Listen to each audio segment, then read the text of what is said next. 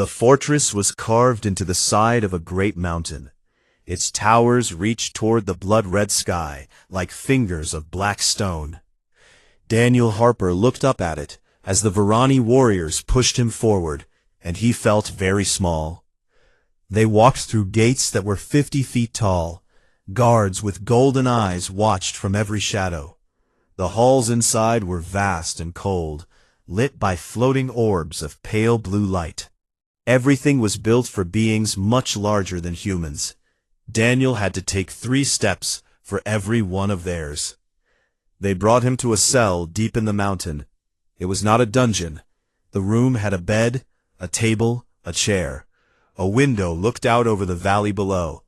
But the door was locked, and 2 guards stood outside at all times. Daniel sat on the bed and waited.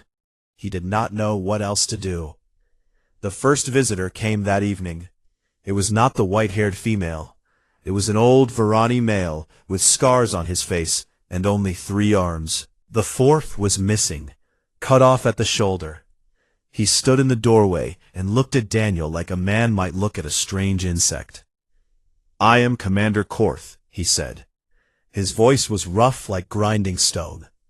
"You killed 3 of the enemy today, with a weapon you had never held before." Daniel said nothing. "The matriarch wants to know how," Korth continued. "She wants to know why a human would risk his life for Varani. We have never been friends to your kind."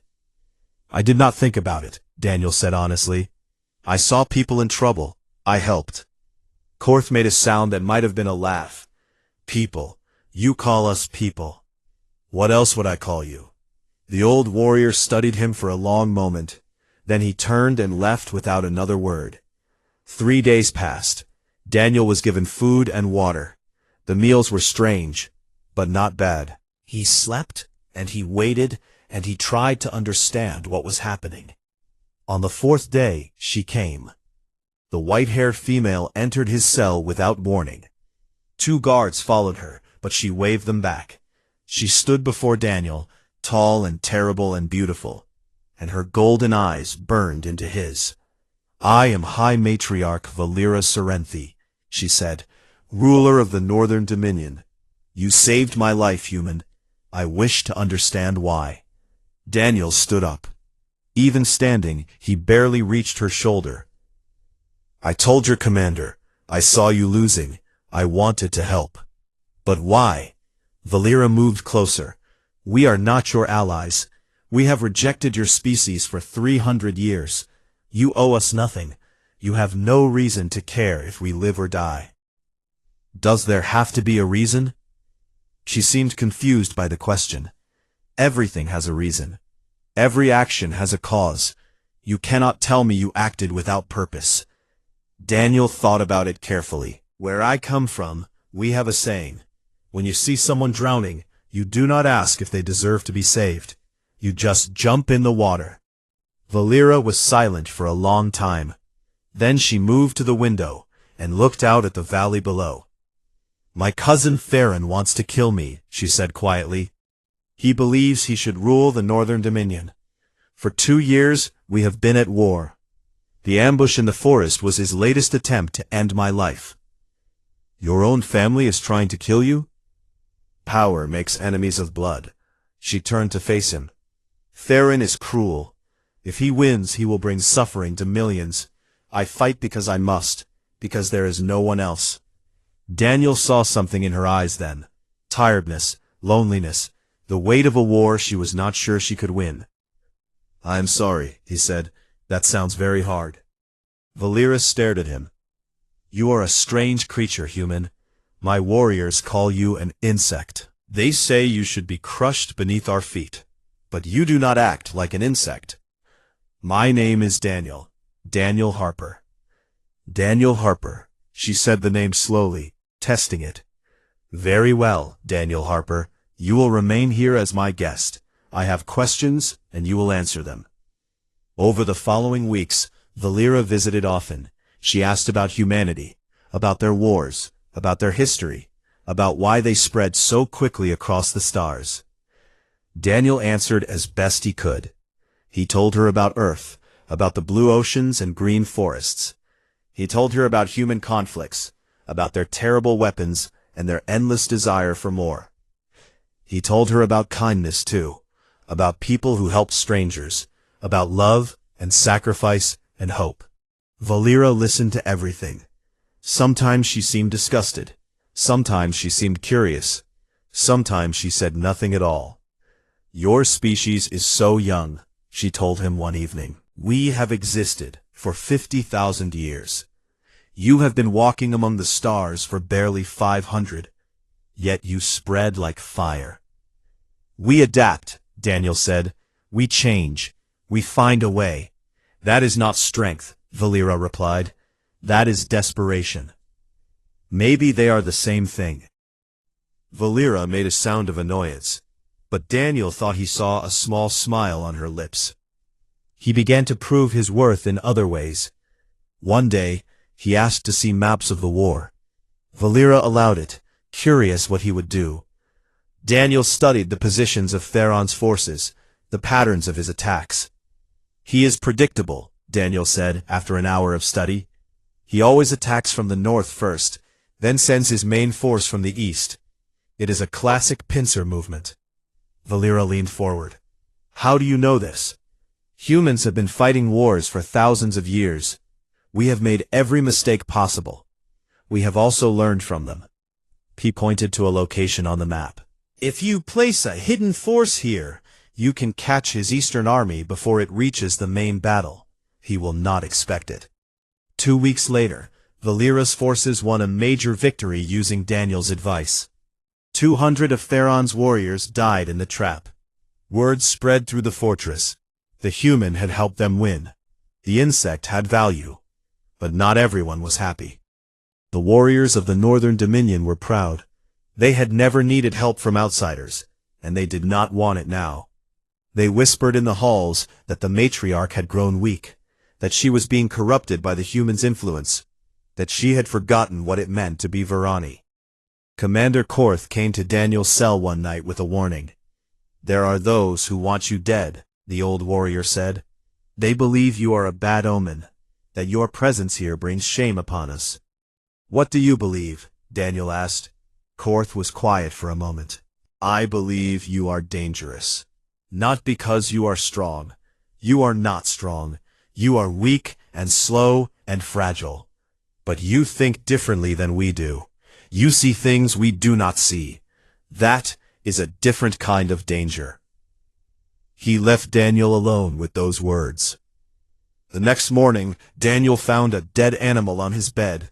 Its throat had been cut, and silver blood had been smeared on the walls. A message. He knew his position was fragile. One wrong move, one wrong word, and he would be killed without a second thought. These beings had tolerated him so far because he was useful. The moment he stopped being useful, his life would end. But Daniel Harper had survived the destruction of his ship. He had survived alone on an alien world. He had survived a battle he had no business joining. He would survive this too. He cleaned the blood from his walls and waited for Valera to visit again. When she came, he told her what had happened. She said nothing, but her golden eyes burned with cold fury. The next day, 3 warriors were found dead in the lower halls. No one spoke of the incident again.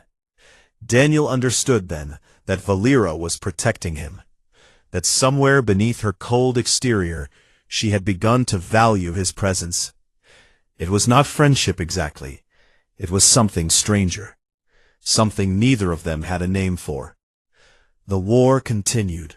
Battles were won and lost. Daniel kept giving advice, and Valera kept listening. The whispers grew louder, but no one dared act against the matriarch's orders. In the quiet moments, when they were alone, they talked of other things, of dreams and fears, and the strange paths that had brought them together. 2 beings from different worlds, finding common ground in the midst of war. Neither of them knew that the greatest test was still to come, that soon Daniel would face a choice that would change everything. That he would pick up a blade that should have killed him, and the Varani would learn to fear a simple human. But that night, they simply talked, and for a few hours, the war seemed very far away. The attack came in the middle of the night. Daniel Harper woke to the sound of explosions. The fortress shook around him, dust falling from the ceiling. Red emergency lights began to flash in the corridors. He could hear screaming in the distance, the clash of metal on metal, the sounds of dying. He jumped from his bed and ran to the door. It was still locked. He pounded on it with his fists. "Let me out," he shouted. "What is happening?" The door opened. Commander Korth stood there, his scarred face grim. In his 3 hands, he held weapons. "Theron," the old warrior said. "His forces dug tunnels beneath the mountain. They are inside the fortress." "Where is Valera?" "The matriarch fights in the great hall. Come with me." They ran through corridors filled with smoke and chaos. Varani warriors rushed past them, some heading to battle, some carrying wounded. Bodies lay on the floor, both crimson and black. The fighting had spread everywhere. Daniel had no weapon. Korth did not offer him one. He simply followed the old commander, staying close, trying not to die. They reached the great hall. The room was massive, a cathedral of black stone, with pillars reaching toward a ceiling, lost in shadow. Dozens of warriors fought across its floor. Silver blood pooled on the ancient tiles. The clash of blades was deafening, and at the center of it all stood Valera. She was surrounded by enemies. Her personal guards had fallen. Their bodies lay around her like broken statues. 20 of Theron's warriors circled her, attacking from all sides. She fought like nothing Daniel had ever seen, her sacred blade cutting through armor, burning with orange fire. Every movement was perfect. Every strike found its target. But she was tired. He could see it in the way she moved, the small delays, the moments of hesitation. She had been fighting for too long. Even the greatest warrior could not stand forever. A heavy blow caught her arm. She stumbled. Another strike hit her shoulder, cutting through her armor. Silver blood flowed down her side. She fell to one knee. The enemies closed in. Daniel did not think. He ran. Korth shouted something behind him, but Daniel was already moving. He dove through the chaos of battle, dodging blades that could have cut him in half. A warrior swung at him and missed. Another grabbed for him, and he slipped away. He reached Valera just as the killing blow was about to fall. One of Theron's warriors stood over her, a massive axe raised high. Daniel threw himself at the warrior's legs, knocking him off balance. The axe missed Valera by inches, but the impact sent Daniel rolling across the floor. He tumbled over bodies and slick stone until he stopped against a pillar. And there, at his feet, lay Valera's blade. The sacred weapon had been knocked from her hand during the fighting. It lay on the cold stone, its fire dimmed, but not dead. Orange light still pulsed along its edge, like a heartbeat. Daniel heard Valera cry out. He looked up and saw the enemies moving toward her again. She was unarmed. She was wounded. In seconds, she would be dead. He grabbed the blade. The pain was instant and absolute. Fire raced up his arm. Not the heat of ordinary flame, but something deeper, something that burned through muscle and bone and soul. His vision went white. He heard himself screaming, a sound torn from the deepest part of his being. Every nerve in his body told him to let go. Every instinct screamed at him to drop the weapon and flee. The pain was beyond anything he had ever experienced, beyond anything he had imagined possible. But he did not let go. He held the burning blade and forced himself to stand. His arm was agony. His hand felt like it was melting. Smoke rose from his flesh where he gripped the weapon. He charged. The first enemy saw him coming and froze in shock. Daniel swung the blade in a clumsy arc and caught the warrior across the chest. The Varani fell. The others turned to face him. Their golden eyes were wide with disbelief. This was impossible. The sacred blade of House Serenthi was bonded to the bloodline.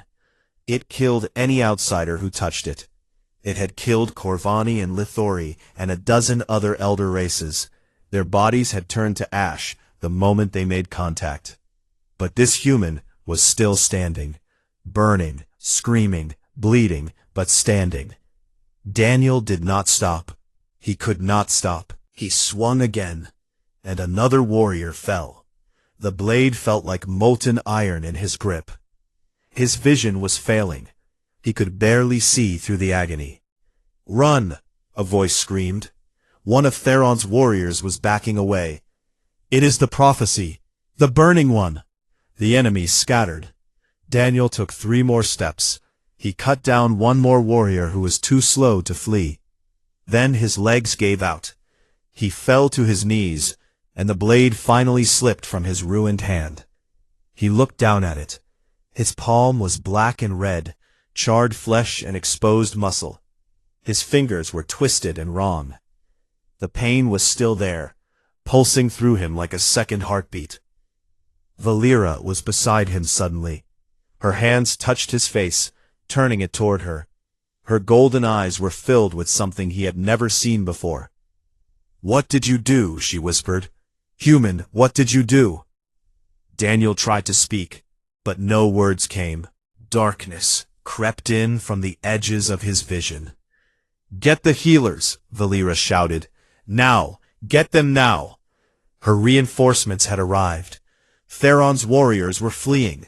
The battle was over. But none of that mattered to Daniel. He was falling into a black void where there was no pain, no light, no sound. The last thing he saw was Valera's face above him. The last thing he heard was her voice. "Do not die, Daniel Harper. Do not you dare die." Then there was nothing. He floated in darkness for what felt like years. Sometimes he heard voices, healers discussing his wounds, warriors arguing about what to do with him, Valera speaking softly, words he could not understand. And beneath it all, he felt the echo of the blade. The fire was still inside him, a small flame burning in his blood. It should have killed him. It had touched his soul and tried to burn it away. But something in him had refused to die. When he finally woke, he was in a medical chamber. Blue lights glowed softly overhead. His left hand was wrapped in bandages that smelled of herbs and chemicals. Valera sat beside his bed. She had not slept. He could see the exhaustion in her silver face. "How long?" he asked. His voice was rough, barely a whisper. 5 days, she said. "The healers did not think you would survive. Your injuries were—" She stopped and looked away. "They were severe." Daniel tried to move his left hand. Pain shot through him, and he gasped. "Do not move it," Valera said quickly. "The damage was extensive. They saved what they could, but you will never have full use of those fingers again." Daniel lay still and stared at the ceiling. He thought about the blade, about the fire, about the moment when he had grabbed it, knowing what it would do to him. "The enemies ran," he said slowly. "They were afraid." Yes, Valera's voice was strange. "They were afraid. My own warriors were afraid. Everyone who saw what happened is afraid. Of me? Of what you represent." She leaned forward. "Daniel, do you understand what you did? The sacred blade of House Serenthi is 10,000 years old. It was bonded to my bloodline through ancient rituals that no one fully understands anymore. It kills anyone who is not of my blood. It has killed elder races, beings who existed when your species was still climbing trees. But it did not kill me. No, it burned you, it damaged you, but it did not kill you." Her golden eyes searched his face. "You should be ash, Daniel Harper. You should be dust. Instead, you are here, alive, and every Varani in this fortress is asking the same question." "What question?" Valera was quiet for a moment. When she spoke again, her voice was barely above a whisper. The ancient texts speak of outsiders who come bearing fire in their veins, beings who do not follow the rules of the universe, beings who signal the end of Varani dominion and the beginning of something new. She reached out and touched his bandaged hand gently. My warriors are calling you the Burning One, the one who endures. Some think you are a demon. Others think you are something worse. Daniel closed his eyes. He was just a pilot. He was just a man who had crashed on the wrong planet. He had no special powers. He was not part of any prophecy. But the blade had burned him and he had not died. What do you think I am? He asked. Valera did not answer for a long time. When she did, her voice was soft. I think you are human, she said, and I think that might be the most frightening thing of all. She stood up and walked to the door. Before she left, she looked back at him one last time. Rest now, Daniel Harper. The war is not over, and I have a feeling that before the end, you will burn again. Then she was gone, and Daniel was alone with his pain and his thoughts, and the small flame that still burned somewhere deep inside him. The news spread like fire through dry grass. In every corner of Vareth Prime, warriors and civilians talked about what had happened in the Great Hall. A human had touched the sacred blade of House Serenthi. A human had held it, fought with it, survived it. The stories grew with each telling. Some said Daniel Harper had fought 100 enemies. Some said the blade had not burned him at all. Some said he had laughed at the pain. The truth was simpler and more terrifying. He had burned. He had screamed. He had nearly died, and yet he had not let go. In the fortress, the mood had changed. Before, the warriors had looked at Daniel with contempt. He was an insect, a lesser being, barely worth their attention. Now they looked at him differently. They stepped aside when he walked through the halls. They lowered their eyes when he met their gaze. They whispered behind his back. But the whispers were not mocking anymore. They were afraid. Daniel spent 2 weeks in the medical chamber. The Varani healers worked on his hand every day, using technology far beyond human medicine. They rebuilt what they could. They saved what they could. But the damage was permanent. When the bandages finally came off, Daniel looked at his left hand and felt sick. The skin was a map of scars, twisted and discolored. 3 of his fingers bent at strange angles and would not straighten. The pain was constant, a dull ache that flared into agony whenever he tried to grip something. We have done everything possible, the head healer told him. Her name was Sereth, and she was the only Varani who treated him without fear. The blade's fire goes beyond physical damage. It touches the spirit. We cannot heal what we do not understand. Will it get better with time? Daniel asked. Sereth hesitated. We do not know. You are the first outsider to survive contact with a sacred blade. There are no records to guide us. Daniel accepted this. He had no choice. Valera visited him that evening. She brought something with her, a mechanical hand crafted from silver metal. Our best makers built this for you, she said, setting it on the table beside his bed. It will respond to your thoughts and move as a natural hand would. It is not a perfect replacement, but it will allow you to fight again. Daniel looked at the mechanical hand. It was beautiful in its way, a work of art as much as a tool. He picked it up and studied the joints, the fingers, the delicate mechanisms inside. Thank you, he said quietly. Do not thank me. Valera sat down in the chair beside him. You saved my life. A mechanical hand is a small repayment. I did not do it for repayment. I know. That is what makes it significant. She leaned back and studied him with her golden eyes. The council met yesterday. They argued for 6 hours about what to do with you. What did they decide? Nothing. They are paralyzed by fear. Valera's voice was bitter. Some want to kill you, to end the prophecy before it can begin. Others want to worship you, to make you a symbol for our people. Most simply want to pretend you do not exist. And what do you want? Valera was quiet for a moment. I want to understand. The sacred blades were created by our ancestors 10,000 years ago. The ritual that bonds them to our bloodlines is so old that the original knowledge has been lost. All we know is that they kill any outsider who touches them. Always, without exception. Until me. Until you. She shook her head slowly. My scholars have been searching the ancient texts for answers. They found references to the prophecy I told you about. The burning ones, the outsiders who would come bearing fire in their veins. Pages are missing. Whole sections have been lost to time. Daniel thought about this. Maybe there is no prophecy. Maybe I just got lucky. Valera almost smiled. Luck does not exist. Everything happens for a reason. That is a very Varani way of thinking. Perhaps. She stood up and walked to the window. Outside, the red sky was darkening toward night. Farron has learned what happened. His spies report that he is afraid. He believes the prophecy is real, that you are the harbinger of our destruction. He is gathering his forces for a final assault.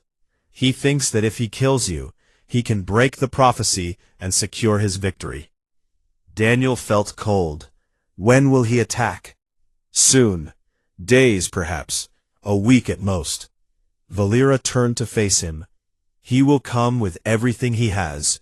30,000 warriors or more. We have less than 10,000. The mathematics are not in our favor. Then we need to change the mathematics. Valera raised an eyebrow. How? Daniel pushed himself up in the bed. His body hurt, but his mind was clear. You said your warriors are afraid of me, that the enemy is afraid of me. Fear is a weapon, Valera. We need to use it. They talked late into the night. Daniel shared ideas from human military history, stories of smaller forces defeating larger ones through deception and psychological warfare. Valera listened, argued, pushed back, and eventually agreed. The next morning, she called a meeting of her war council. The chamber was cold and dark, lit by floating orbs that cast long shadows. A dozen Varani commanders sat around a table of black stone. Commander Korth was there, his scarred face unreadable. Others watched Daniel with open hostility. He did not care. You all know what happened in the Great Hall, Daniel said, standing at one end of the table. You know what I did. You know that I should be dead. I am not going to pretend I understand why I survived. But I know this. Theron is afraid of me. His warriors are afraid of me, and we can use that fear to win this war. One of the commanders leaned forward. His name was Dreth, and he had spoken against Daniel from the beginning. You speak of fear as if it were a strategy, Dreth said coldly. Fear fades. Fear can be overcome. What happens when Theron's warriors realize you are just a human, when they see you bleed and fall like any other? Then I will make sure they never see that, Daniel replied. In battle, perception matters as much as reality. If the enemy believes I am something more than human, then I might as well be. The debate continued for hours. But in the end, Valera's word was law. The council agreed to follow Daniel's plan. Over the next 3 days, the fortress prepared for war. Daniel trained with the mechanical hand. It was strange at first, like having a limb that belonged to someone else. But slowly he learned to control it, to make it respond to his will. He could grip a blade again. He could fight. The Varani healers also gave him something else, a suit of armor, crafted to fit his human frame. It was lighter than the Varani wore, but strong enough to stop most blades. On the chest, they had etched a symbol, a flame surrounded by broken chains. The mark of the burning one, Sereth explained. The warriors insisted. They want the enemy to know who you are, the moment they see you. Daniel looked at the symbol and felt the weight of what was coming. On the night before the battle, he climbed to the highest tower of the fortress and looked out over the land. In the distance, he could see the lights of Theron's army, thousands of campfires stretching to the horizon. Tomorrow, all those warriors would come to kill him, to kill Valera, to end everything they had built. He heard footsteps behind him. Valera joined him at the edge of the tower. "Are you afraid?" she asked. "Yes," Daniel admitted. "I would be a fool not to be." "Good. Fear keeps us sharp." She stood beside him, close enough that her shoulder almost touched his. "I have led armies for 30 years. I have fought in 100 battles, but I have never felt like this before." "Like what?" "Like tomorrow might actually mean something. Like we might actually win." She turned to look at him. "You have changed things, Daniel Harper. Whether you meant to or not, whether you wanted to or not, you have changed things." Daniel did not know what to say. He looked at her silver face, her golden eyes, and he realized that somewhere along the way, this alien queen had become the closest thing he had to a friend. "Whatever happens tomorrow," he said quietly, "I am glad I crashed on your planet." Valera made a sound that might have been a laugh. "You are a strange creature, human." "I know." They stood together in silence and watched the enemy's fires burn. Tomorrow would bring blood and death and pain. Tomorrow would decide the fate of a world. But tonight, there was only the red sky and the cold wind and two beings from different worlds, standing side by side, waiting for the storm. The morning came cold and red. Daniel Harper stood at the gates of the fortress, wearing armor that marked him as the Burning One. The mechanical hand flexed at his side. His scarred left hand hung useless beneath it. In his right hand, he held a simple blade, not the sacred weapon, but good steel that would kill well enough. Beside him stood Valera. She carried the sacred blade at her hip, its fire dimmed but not dead. Her white hair was braided for battle. Her golden eyes looked out at the army that had come to destroy them. 30,000 warriors marched under black banners. They spread across the valley like a dark tide. Their armor gleamed in the crimson light. Their blades sang as they moved. The ground shook with their footsteps. Behind Daniel, less than 10,000 defenders waited on the walls and in the courtyard. They were outnumbered 3-1, the mathematics of death. A messenger arrived from Theron's army. He stood before the gates and delivered his master's terms. "The warlord offers mercy," the messenger said. "Surrender the human, and the matriarch will be allowed to live as a prisoner. Refuse, and everyone in this fortress will die." Daniel looked at Valera. She looked at him. "Tell your master," Valera said calmly, "that the Northern Dominion does not surrender. Tell him that he will die today, and his army will scatter like leaves in the wind. Tell him that the Burning One stands with us, and his warriors should be afraid." The messenger's face went pale. He turned and ran back to his lines. Minutes later, the drums began. Theron's army surged forward. The first wave hit the walls like a storm. Varani warriors climbed ladders and threw grappling hooks. Defenders pushed them back with blades and burning oil. Bodies fell on both sides. The air filled with screams and the clash of metal. Daniel fought on the walls, alongside the others. He was slower than the Varani, weaker, less skilled. But he did not stop. Every enemy that came near him fell to his blade. Every time he killed, the defenders around him cheered. "The Burning One fights with us. The Burning One bleeds for us." An hour passed, 2 hours. The enemy kept coming. For every one that fell, 2 more took his place. The walls began to crumble under the assault. Valera appeared beside Daniel, silver blood on her face. "We need to push them back. One decisive strike to break their spirit." "The plan," Daniel said, breathing hard. "Is it time?" "Yes." She took his hand, the mechanical one, and squeezed it once. Are you ready? He was not ready. He was exhausted and bleeding and terrified, but he nodded anyway. Then come with me. They descended from the walls and gathered a force of 300 warriors, the best fighters left alive. At Valera's command, they formed a wedge with her at the front and Daniel at her side. The gates opened. They charged. The enemy did not expect it. They had been attacking the walls, focused on climbing and breaking through. Suddenly a wedge of crimson cloaks was cutting through their ranks, driving toward the heart of their army. At the point of the wedge, Valera was a storm of death. Her sacred blade burned bright, cutting through armor like paper. She moved faster than thought, killing with every strike. And beside her, Daniel Harper fought like a demon.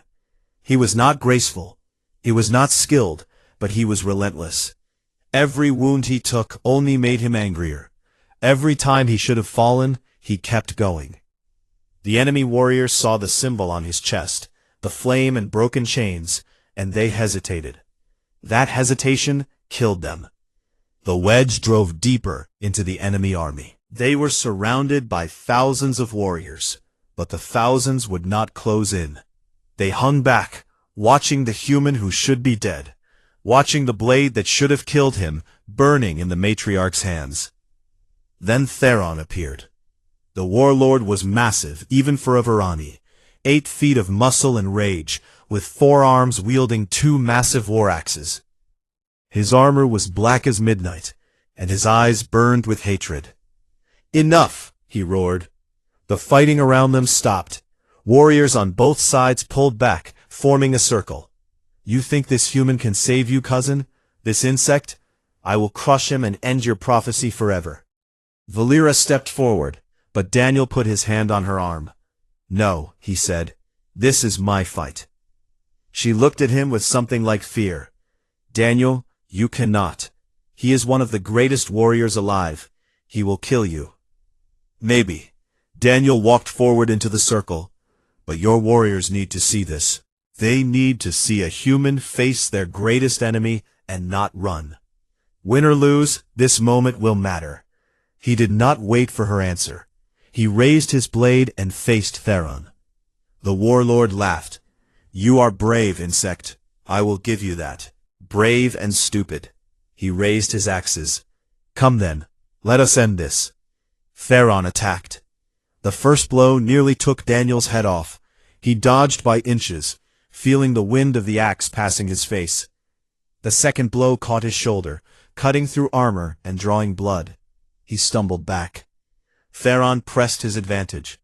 His forearms moved in complex patterns, axes swinging from every direction.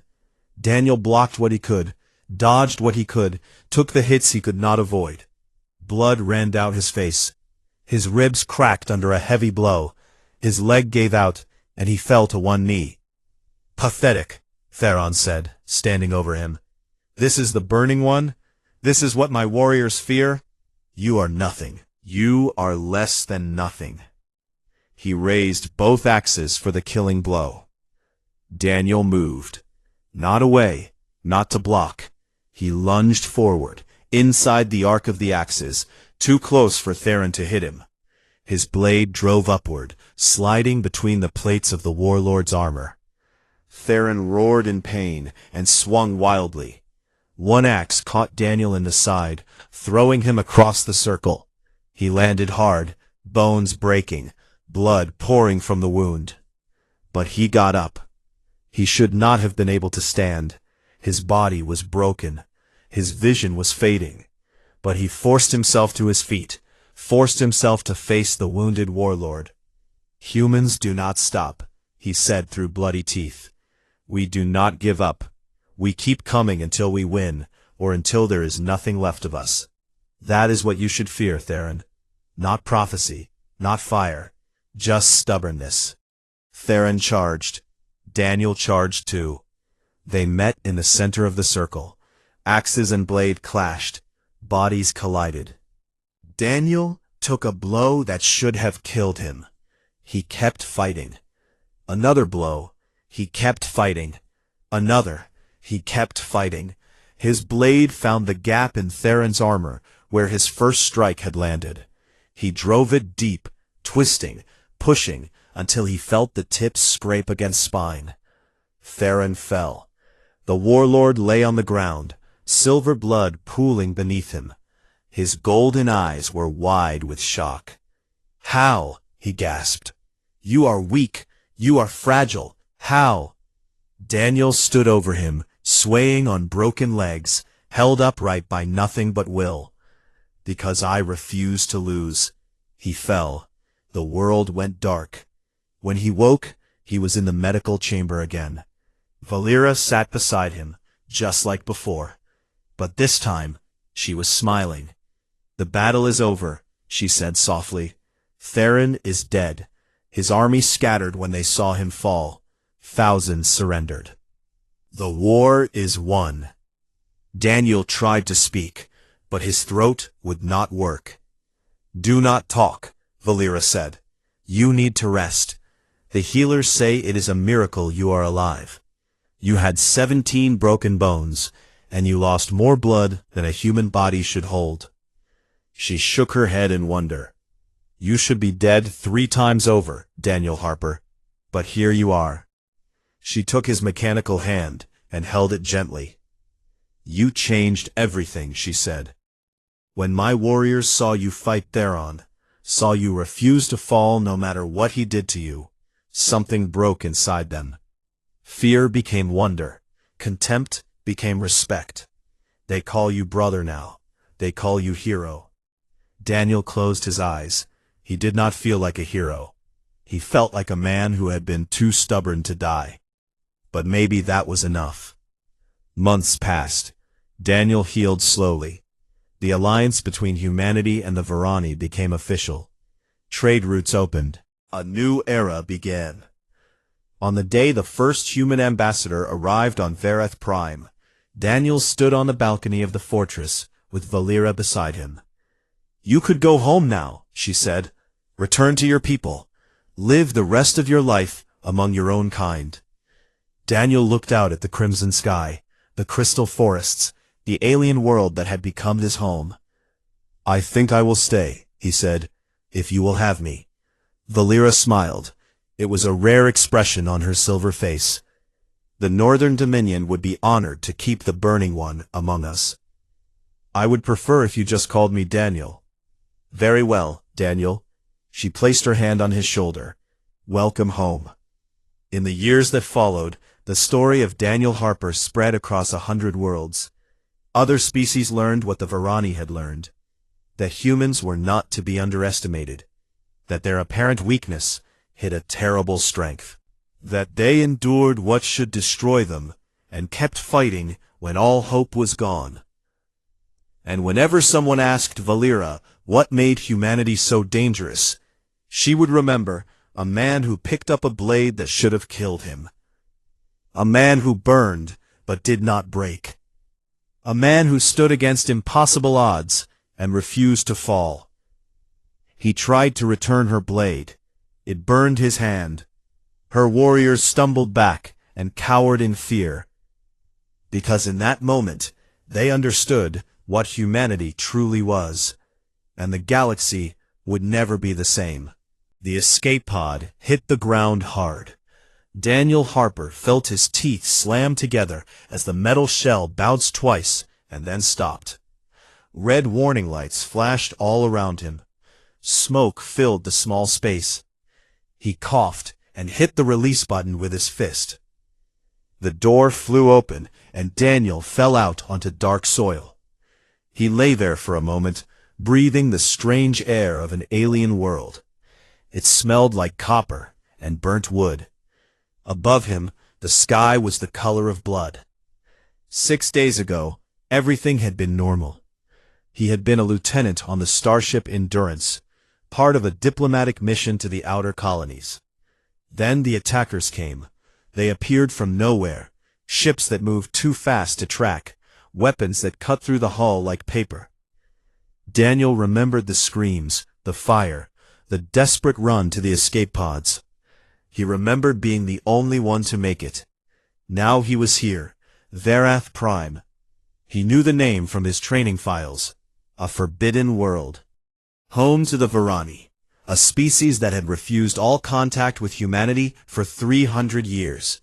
No human had ever walked on this soil and lived to tell about it. Daniel stood up slowly. His body hurt everywhere. He checked his supplies. Emergency rations for 10 days. A water filter. A small medical kit. No weapons. The escape pod's distress signal was broken. No one was coming to save him. He looked around. The landscape was strange and beautiful and terrifying. Trees made of black crystal stretched toward the red sky. Their branches clinked together in the wind like broken glass. The ground was covered in purple moss that felt soft under his boots. In the distance, mountains rose like dark teeth. Daniel started walking. He did not know where he was going. He only knew that staying in one place meant death. The first 3 days were the hardest. He learned to find water in the hollow stems of certain plants. He learned which fruits were safe to eat by watching the small animals that lived in the crystal trees. He learned to hide when large shadows passed overhead, creatures with wings like leather and claws like swords. On the 4th day, he found a cave and made it his shelter. On the 5th day, he explored the area around it, mapping the terrain in his mind. On the 6th day, he heard the sounds of battle. It started as a distant noise, like thunder that would not stop. Daniel climbed to a high ridge and looked down into a valley below. What he saw made his blood run cold. They were Varani. He recognized them from the images in his training files, but the images had not prepared him for the reality. They were tall, almost 7 feet, with silver skin that seemed to glow from within. Each one had 4 arms, and each arm moved with perfect grace. They wore armor that looked like black glass, and they fought with blades that sang through the air. 2 groups clashed in the valley. One group wore crimson cloaks over their armor. The other wore black. The fighting was fast and brutal. Bodies fell on both sides, silver blood staining the purple moss. Daniel knew he should run. This was not his fight. These beings would kill him on sight. He was nothing to them, less than an insect. But then he saw her. She stood at the center of the crimson group. She was taller than the others, and her hair was white like fresh snow. She moved like water, like wind, like something that was not quite real. In her hands, she held a blade that burned with inner fire. Orange and red light danced along its edge as she cut down enemy after enemy. She was losing. Daniel could see it clearly. The black-cloaked warriors kept coming, more and more of them pouring from the trees. The crimson fighters fell one by one. Soon there were only a dozen left, then 8, then 5. They formed a circle around the white-haired female, protecting her, dying for her. He did not make a decision. His body simply moved. Daniel ran down the ridge, sliding on loose rocks, nearly falling twice. He reached the edge of the battle and saw a fallen warrior nearby. The Varani was dead, silver blood pooling beneath him. An energy rifle lay beside his body. Daniel grabbed it.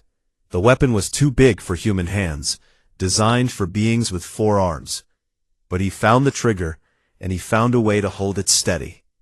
He aimed at the black-cloaked warriors from behind, and fired. The first shot missed. The second hit a warrior in the back, and he fell. Daniel fired again and again, not aiming carefully, just creating chaos. The attackers spun around in confusion. They had not expected enemies from that direction. They had not expected a human. The moment of surprise was enough. The Crimson Warriors regrouped and pushed forward. The white-haired female shouted something in her language, and her remaining fighters charged with new strength. The black-cloaked warriors began to fall back. Daniel kept firing until the rifle's power cell was empty. Then he threw it aside and picked up a fallen blade. It was heavy in his hands, awkward, but he held it ready. The battle ended quickly after that. The black-cloaked warriors retreated into the crystal forest, leaving their dead behind. The Crimson fighters did not chase them. They were too few, too wounded. Daniel stood alone at the edge of the clearing. His heart was pounding. His hands were shaking. He let the blade fall from his fingers. The surviving Verani turned to look at him. Their golden eyes were wide with shock. For a long moment, no one moved. Then the white-haired female walked toward him. She moved slowly, her burning blade still in her hand. Up close, she was even more impressive. Her face was sharp and beautiful, like a statue carved by a master artist. Her golden eyes studied him with an intensity that made him want to run. She stopped 3 feet away and spoke. Her voice was cold and clear. "Human, why did you interfere?" Daniel swallowed hard. He did not know their customs. He did not know if speaking would get him killed. But he had never been good at staying quiet. "You were losing," he said. "It seemed like the right thing to do." She stared at him. The moment stretched on forever. Then she turned to her warriors and gave a sharp command in her language. They moved forward, surrounding Daniel. Their blades pointed at his chest. The female began walking away. Over her shoulder, she said words that Daniel would remember for the rest of his life. "Bring him. He will answer to the High Council for this intrusion. And if he lies, he will die screaming." They bound his hands and pushed him forward. Daniel walked among the silver giants, a small human surrounded by alien warriors, heading toward a future he could not imagine. Behind them, the bodies of the fallen lay still in the purple moss, and the red sky began to darken toward night. He had saved them. Now he would find out if they would save him in return.